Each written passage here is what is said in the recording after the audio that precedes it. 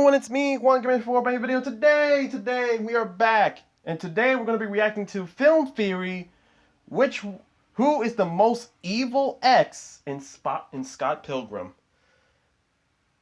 Now, I'm not going to lie to you guys, it's kind of strange that I'm doing a video on this one. Like, it really is strange. But mostly because there's a reason why I picked this. It's because, well, I'm not really sure how to say this, but I never watched Scott Pilgrim before. Now I know a lot of people are saying blasphemy because I'm pretty sure Scott Pilgrim is just everywhere, but I never really watched it, to be honest.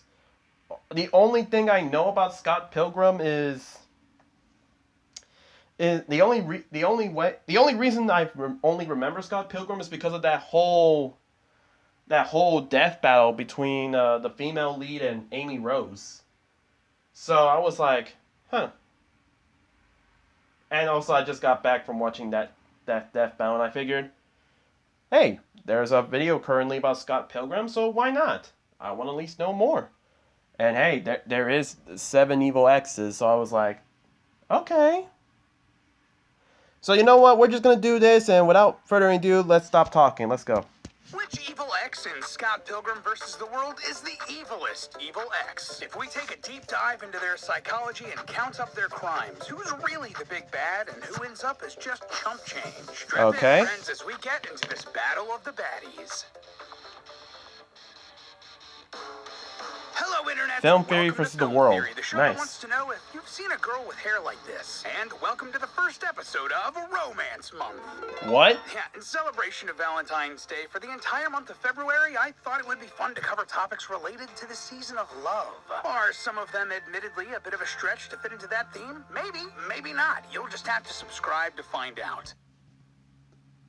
Okay, Lee. Okay. Romance Month. Okay, sure. We'll just see. You know what? Leave it down in the comment section below if you guys want me to do this marathon with you.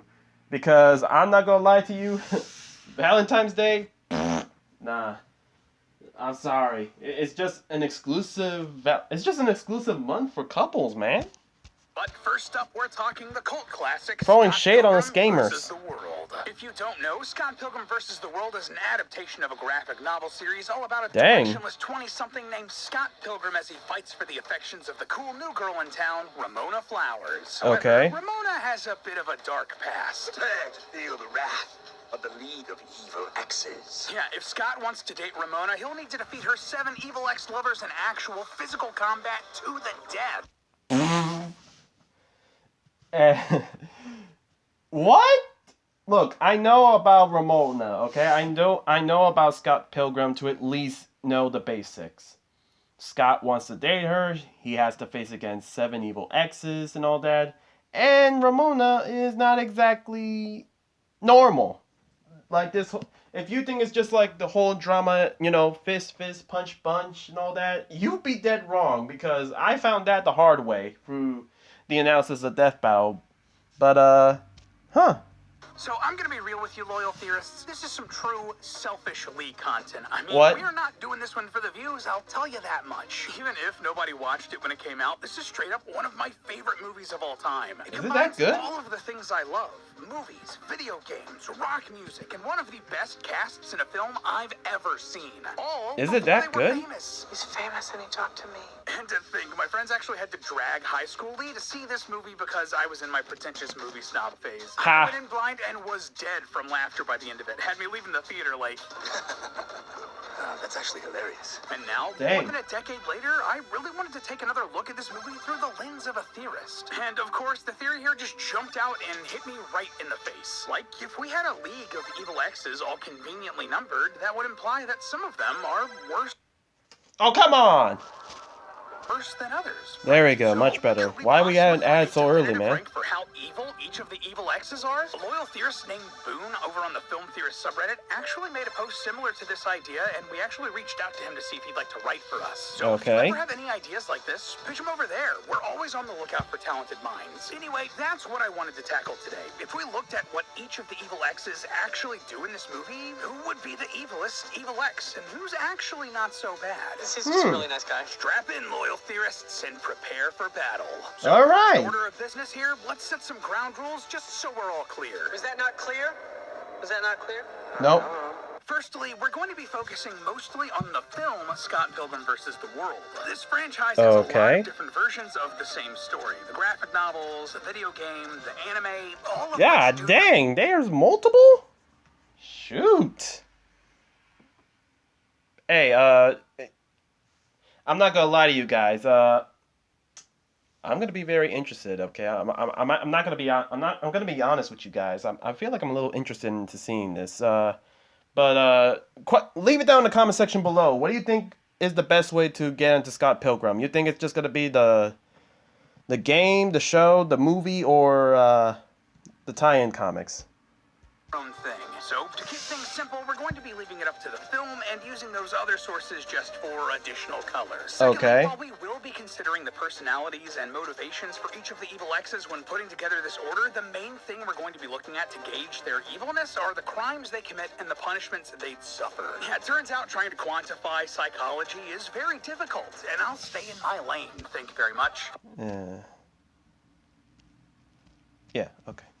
Finally, we're going to be using the laws as they apply in Toronto, Canada, since Okay. the story takes place there. Not so long ago, in the mysterious land of Toronto, Canada. And Ha. all of the laws have to be real laws, so sadly the vegan police have no jurisdiction. Vegan So with police? all of that out of the Oh, way, no. who's up first? Who managed to find themselves as the least evil X? Okay. Number 7 and number 6, the Kadianagi twins. The what? Katianagi twins. That's what I'm saying. You don't know? Yeah, so admittedly, this comes down more to the fact that Ken and Kyle Kadianagi aren't really given too much to do in the movie, so their rap sheet is a bit smaller as a result. These two dated Ramona at the same time, though What? the Kadianagis weren't aware of that fact. Basically, she was cheating on both of them with the others, so, you know, fair that they might be a little upset about that. When the Kadianagi... Excuse me? Hey, yo, what? Nah, that is devious work. How you gonna date the twin? How you gonna take one twin with the other twin and dang? discovered the truth, they swore that they'd do everything together from now on so it wouldn't happen again. These two are much bigger characters in the graphic novel and anime, where they're arrogant and cunning and intelligent. But Okay. in the movie, yeah, they were more or less just henchmen for the League of Evil X's. I mean, they didn't even have lines. As Wow. such, from the film theory perspective, They sound like they're they got just kinda downgraded in the here film. playing music. Funnily enough, because this is the cartoonishly over-the-top world of Scott Pilgrim, this battle of the bands would leave the Kadianagis in a little bit of hot water. But not because of the battle itself, instead it's because of this right here. They tore the roof off! Yeah, during one of their musical attacks, they damaged the roof of the Ninth Circle venue. In Canada, I this smell would property absolutely count as damage. criminal mischief, the legal name for property damage. Aha. Since it caused more than $5,000 in damages, it would absolutely land them a 10-year prison sentence and a $5,000 fine. Oh, no. Likewise, the damage would put all of the guests here in danger, giving both of the Kadianagis a reckless endangerment charge, landing them another 5 years. So, yeah, Dang. that's not actually all that much. But we also have to factor in the sentences they'd get just for being part of the League of Evil X's. Yeah, it turns out that tracking down Scott, attacking him, and conspiring to kill him wouldn't look so good. Oh, in the eyes nah, of the law. Scott, Just like bigger most man of than the me, other I would X's in the never. league, Kyle and Ken would rack up charges for criminal harassment. 10 that's the years. legal name for stalking, disorderly conduct, planning to commit a crime with others, 14. assault with a deadly weapon, that's their Sonic Dragons, aggravated assault, Sonic with conspiracy, Dragons? murder, and attempted murder. The punishments for all of these are up on screen. We don't need to go through them individually. So, all in all, the Kadianagis are looking at 63 years in prison. Oh, plus two nah. life sentences and a $5,000 fine each. Again, almost all of that coming from just being part of the League of Evil X. That's Considering crazy. How much we don't know about these guys, they actually walk away looking pretty okay. Okay. On our list. That's 63 year in prison plus $5,000. That's not a single digit number. That is a double digits. Okay. Sure, alright. We'll say that as normal, but alright. But still, though, leave it down in the comment section below. Like, which one is, like, what's the best way to get into spot the Pilgrim? Is it the comics, the film, the video game, or the Netflix show? Guys, I really do want to get into this. I really do. Number 5, Lucas Lee. What's up? How's life? He seems nice. Yeet that man! Captain America You himself. yeet the Lucas man. Lee. This is actually probably my favorite of the Evil X's, and not just because we share a name. He's just Uh-huh. a great character. Lucas dated Ramona during their freshman year of high school, though Ramona doesn't exactly have kind words to say about him. Just not his little brat. He just followed me around. Yeah, this was a pretty one-sided relationship. Important to Lucas, not so much to Ramona. And Wow. when Ramona cheated on Lucas with another of the Evil X's. Wow! It's very different from the graphic novel version of the character. Though they're both skaters turned actors, the film character is much more successful and very self-centered as a result. Hi. Big fan. Why wouldn't you be? Fun fact, Ha. this is an actual interaction that happened with the film's director and another rock star. Just kind of a funny factoid for you there. And he's very obsessed with his image. You really think you can goad me into doing a trick like that? There are girls watching. Interestingly, Dang. though, that's kind of about it. He's a jerk, yes, and he wants to kill Scott, which is bad, but mostly he seems to have moved on. Also gotta say, we stand an actor that properly credits his stunt doubles and treats them well. What can I say? I'm nothing without my stunt team. Hey, He's respect. kind of a jerk, but not the worst. What are the actual crimes he's guilty of here? Well, like the Katayanagis, he'd have all the same charges that all the members of the League would, minus assault with a deadly weapon. Yeah, while he does fight Scott, he never uses anything more than his body, so we can't charge him with anything. Additionally, Lucas has Sock his him right in entire the stunt face. team attack and attempt to kill Scott. Which My would count as goodness, they another jumping my under mans. the same laws that outlaw people Fight from back, hiring Scott, hitmen. fight So back. that's another life sentence on top there. Starting this fight itself would be causing a disturbance and land him another 2 years and a $5,000 fine. And finally, you might have missed this, but check out this scene. Yeet. This right here would have been another criminal offense unrelated to his attack of Scott, believe it or not. The building they're fighting in front of here is Casa Loma, a historical landmark in Toronto. So this right here would be classified as damages to a historical landmark and would land Lucas a $50,000 fine. Dang. Though I'm sure he can pay it off since he is an A-lister, bro. Anyway, all in all, this lands Lucas Lee 40 years in prison, 3 life sentences, and a $55,000 fine. Dang. Gnarly, but who's next? Roxy, you know this girl? Oh boy, does she know me? Number 4, Roxy Richer. Alright. Again, I am way out of line on this one. I'm way underprepared of this one because, like, I got questions. Like, how the hey is Scott... How the hey are Scott surviving this, to be honest? Like, what type of video... What?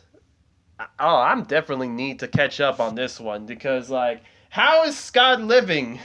Okay, getting jumped, that's bad, but survivable at the very least. Getting yeeted to a monument is another thing. What, is Scott superhuman? What, is this a video game world or something? Is this some sort of world where Canada is a video game?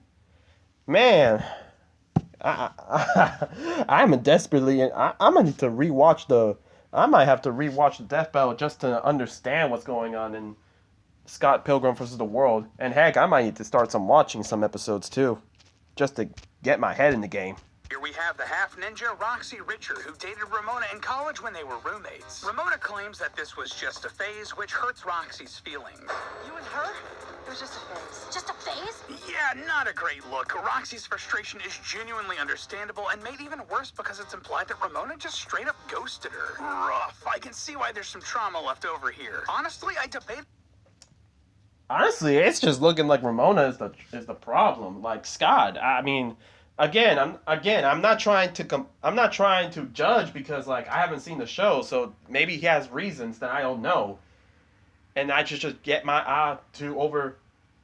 I should get my eye over to watch some episodes of Scott Pilgrim. But, like, me personally, Scott, I ain't trying to get these issues. I ain't trying to get jumped on my way home by a movie star or getting attacked by sonic dragons. putting Roxy at number 5 below Lucas, since he is just a giant jerk. But when you lay out their crimes, Roxy actually comes out looking a lot worse, all because of this scene right here. Oh. Punched me in the boob. Roxy attacks Nani? Scott not once in the film, but twice, ambushing him after his fight with Lucas. Since she then attacks him again later at Club 4, that means that she would actually have 2 counts of aggravated assault and attempted murder. And she also fights Ramona during this scene, meaning she get another count of assault with a deadly weapon and aggravated assault. The fight in the crowded bar itself would also be causing a disturbance and reckless endangerment, and though it's not illegal to own a cool chain, belt, sword thing in Canada, it can get you another 10 years in prison for possession of a weapon for a dangerous purpose. Yeah. Like, say, hurting or killing somebody. Throw in criminal mischief for the property damage she causes by throwing Ramona's hammer through the front wall of Club 4, plus all of the rest of the charges that the lead gets, and Roxy ends up with an impressive 97 years in prison, 3 life sentences, and a $10,000 fine. Man, now we are getting into the bad stuff, so who's next? Todd's vegan. Being vegan just makes you better than most people. Number 3, Todd Ingram. And here we are with Superman himself, Todd Ingram. Superman? Yeah, being vegan in this universe gives you superpowers. It's dumb and fun, but I kind of love it. What? Ramona in high school. He was actually the guy she cheated on Lucas Lee with, and they were the bad kids. There's just a whole lot more backstory there in the graphic novels involving Scott's big ex also dating Todd, and it just gets messy. Top line? What? What is going on with this world, bro? You become vegan, and you being vegan is what gives you superpowers. What? Hey, man, I don't know if I could do it to read. I don't know if I could do it. Like, what superpowers? Todd is just an awful, awful person. He's constantly cheating on all of his lovers, and he has a lot of deep-seated psychological issues. And on top of that, he isn't even very smart. I don't know the meaning of it. Like, he sucks. And if you want evidence of that, Todd blew a hole in the freaking moon just to impress a girl twice. Honestly, I was kind of worried Really? that this would throw a wrench into this whole theory. Like, this has to be super illegal, right? This would make Todd the absolute worst, right? Well, not as much as you might expect. What? According to the Outer Space Treaty signed by the US and the USSR, it's illegal to do anything with nukes in space. However, it says nothing about the use of conventional weapons in space. That's basically everything other than nukes, so we're going to be counting the vegan powers as conventional. And what's more, that same treaty says that there's no nation that has any legal authority out in space, so this couldn't even really be a crime. Dang! Come on! Oh nah, the moons just keep getting strays left and right. First what Eggman did when he made his announcement, and now this! Why is the moon getting strays? Every time a villain wants to show their feet, it's always the moon, man. Like, why? What did the moon do?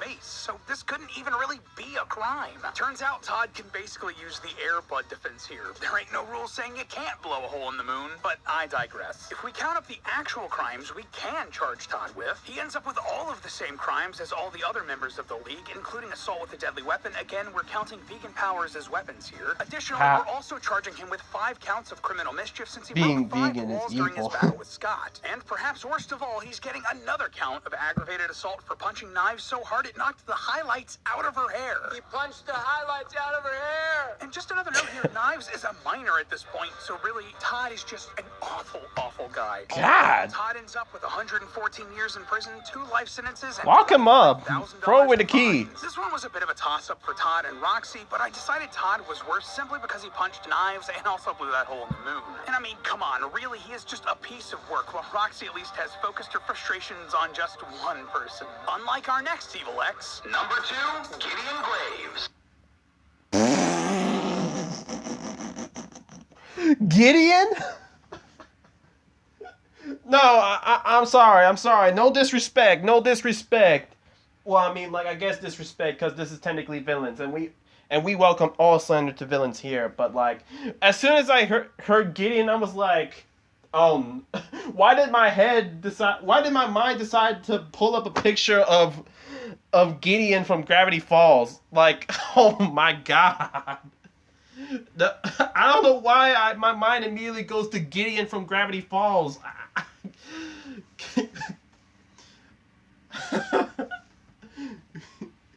Oh, And you know what's worse? I could genuinely see Mabel, like, getting so many exes. I mean, technically speaking, like, I don't know. I don't know why my mind's saying that, but let's be honest. Mabel be getting many exes left and right. Technically, she went on a date with Gideon. I mean, even though, like, it was peer pressure, but, you know, technically, we still got that mermaid. I remember that mermaid. Well, merman, I guess, but you know what I mean. Like, I'm sorry, I don't know why I've been thinking of Gravity Falls so much. I've been watching it, but anyways. I continue, Gideon. Scott Pilgrim!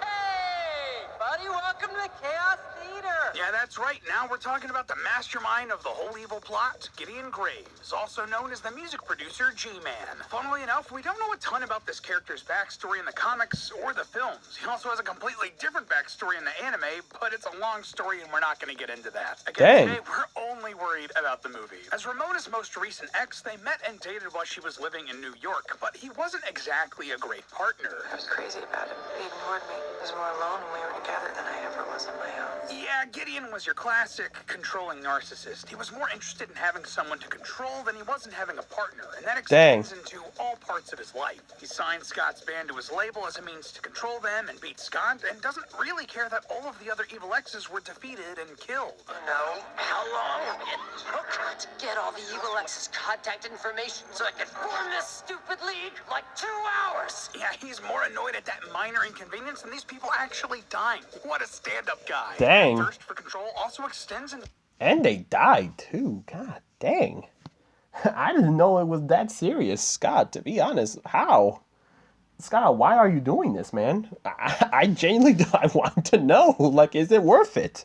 The actual crimes he commits, too. On top of the same crimes that all the other exes would rack up, Gideon would also get additional aggravated assault and attempted murder charges for trying to kill Knives and Ramona during the climactic final battle. Dang. Additionally, he also gets charges for... Why is Nine getting all the kidnapping since disrespect? He installed a mind control chip inside of Ramona's head. No, I mean, he literally has a way of getting into my head. That is evil. Which would get him an additional 14 years and another life sentence, respectively. I also consider giving him a murder charge since he does kill Scott, but Scott has an extra life at that point and seems to reset the timeline. So, yeah, gonna let that one slide since it's not clear if it actually counts. And I mean, technically, no, but yes. Because if Scott didn't have that life, that man, Gideon would have gotten a body. And that, let's be honest, this would just create a whole timeline. Like, Gideon, if Scott didn't have that life, Gideon won. He won, and, you know, that's a whole different branch, a dark timeline. But we then have this timeline where Gideon, well, Scott had an extra life and basically reset it. But, honestly, yeah, like, do you count it if that man can would you count this kill if, you know, Scott can respawn? No, but honestly, just throw it in here just in case. That would be me. so it doesn't actually end up mattering. You'll see. All in all, Alright. Gideon Graves is an evil man and gets hit with 102 years in prison, 5 life sentences, and But there's still one more. Who's $5,000 eviler than that? And that's not even considering the potential lawsuit Scott could bring against him for masterminding this whole League of Evil Exes plot. But wait, if the mastermind Gideon isn't the worst, then who is? Number 1, Matthew Patel. My name is Matthew Patel, and I'm Ramona's first evil ex. My brother, why are you doing that Power Ranger entrance? Like, I could have sworn he was doing something. I could have sworn he was about to pull a Power Ranger line or something. Boyfriend. Yeah, I bet you didn't expect the very first Evil X to be the worst, did you? I gotta tell you guys, Matthew Patel here is a real piece of work. He dated Ramona in middle school. Ramona basically used Matthew and his mystical powers to ward off jocks interested in her, and then left him soon thereafter. After a week and a half, told him to hit the showers. You'll pay for this. flowers. Yeah, these two dated for just a week and a half. Like, honestly, this is super messed up. Matthew Patel, buddy, you're still so obsessed with her that you joined a league dedicated to controlling her love life? My man, you need to get a hobby and also see a therapist because there's something seriously wrong with you. This is... Look, I will say this again. Way out left here. Okay, I'm all alone. I am just a newbie to this whole Scott Pilgrim thing. So my opinion shouldn't matter at this point. My opinion shouldn't matter, but at the same time, it's like, at some cases I understand the goth ninja, alright? I understand. Cause I'm gonna be honest, Ramona is a real piece of work. Scott, what are you doing to yourself? You're bringing a toxic woman in your life. Now again,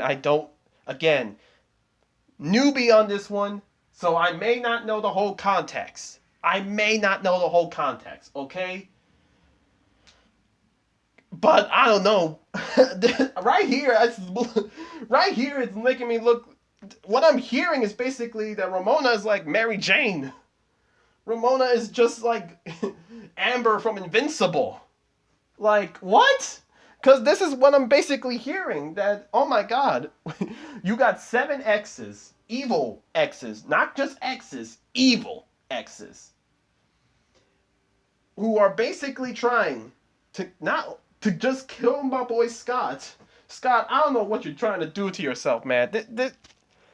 I just have to say, it's not worth it. Abort the mission. Obsession, not love. But while that's creepy, it's not necessarily a crime, unlike all of the other things we see Matthew do in this movie. Yeah, on top of all of the other charges every member of the League would get, Patel's got a laundry list of crimes. Like Lucas Lee, he'd be guilty of attempted murder by proxy since he summons the demon hipster chicks to kill Scott. He'd get a criminal mischief charge for the property damage caused by bursting through the roof of the rocket building. What? Since he's the one who sent Scott the email threatening him with the League. Didn't you get my email explaining the situation? I skimmed it. He'd be guilty of uttering threats, which would get him another 5 years in prison. And finally, unlike all of the other evil exes, we actually see Matthew Patel kill people in a timeline that doesn't get reset. Yeah, when he attacks Scott, he actually accidentally kills all of the members of the band Crash and the Boys, netting him 3 charges of negligent homicide. No! So, yeah, on top of just being a horrible, creepy guy that needs to move on, Matthew Patel is getting 60 years in prison plus 6 life sentences and a $10,000 fine. So, wait. If that puts Matthew Patel as the worst of Ramona's evil exes, why is there still so much of the video left? Who else can we talk about? Number 0, Scott Pilgrim. Well, now No! Scott himself? Oh no. Something tells me something happened.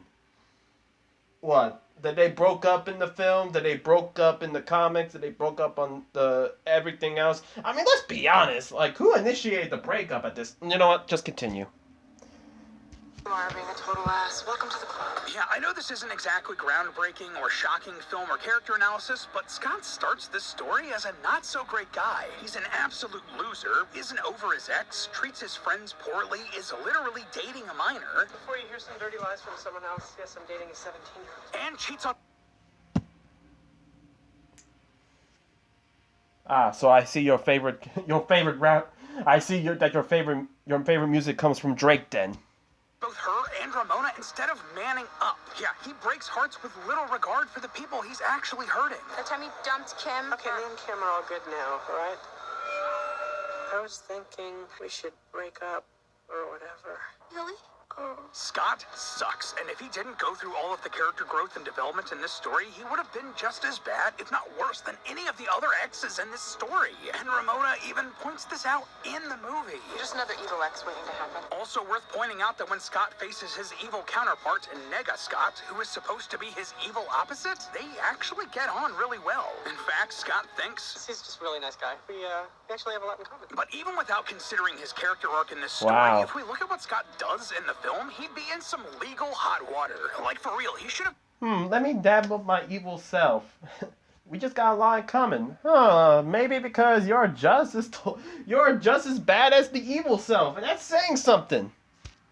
gone to the police immediately after being threatened because a lot of the violence he commits here is completely Scott's fault. Even if we don't count the deaths of Matthew Patel and Roxy Richer, whom Scott fought in self-defense, Lucas Lee, who was killed by his own misadventure, or the Kadianagi twins, who were crushed by their own dragon, Dang. it still leaves Scott directly responsible for the deaths of Todd and Gideon, both of whom he could have spared or avoided. And Dang. not only that, but during his fight at the Chaos Theater, Scott kills 22 of Gideon's goons before fighting Gideon himself. Along with Dang. disorderly conduct and disturbing the peace for starting this fight, that would leave Scott with 16 years in prison. And don't forget for being a 69 god. 24 life sentences. And that, my friends, might just make him the worst Evil X. Or hell, maybe it's Ramona, since she manipulated Matthew, cheated on Lucas, dumped Todd, ghosted Roxy, and cheated on the Kadianagis at the same time with each other. I've dabbled in being Oof, that's rough, buddy. But hey, that's just a theory. A film theory. Dang. I see no heroes here. I see no heroes. I see no good people. Honestly, I feel bad for Nine, to be honest. I feel bad for her. She's the only one that I feel sorry for. Anyways. After that crazy wild trip, to say the least, well, this is going to be the video, guys. Thank you guys so much for watching. Make sure you like the video so I know you guys enjoy. Comment down below what do you guys think. What I think, this was a educational experience. I'll say that this was a educational experience at the very least. But it did give me the interest to see Scott Pilgrim. So I'm going to probably try out the movies, or maybe I'll try out the comics. Again, leave down in the comment section below what is the best way to get into Scott Pilgrim. Because, like, which one does better with the characters and which one doesn't.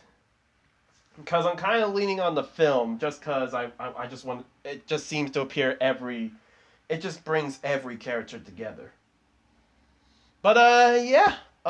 Make sure you like the video so I know you guys enjoy, and subscribe to the channel so that way you never miss it out. Apparently we're gonna do this romance month with film theory, so be sure you subscribe so that way you never miss a video, and also ring the notification bell. I'ma just go now and boot up Netflix. And yeah, I'll catch you guys next time.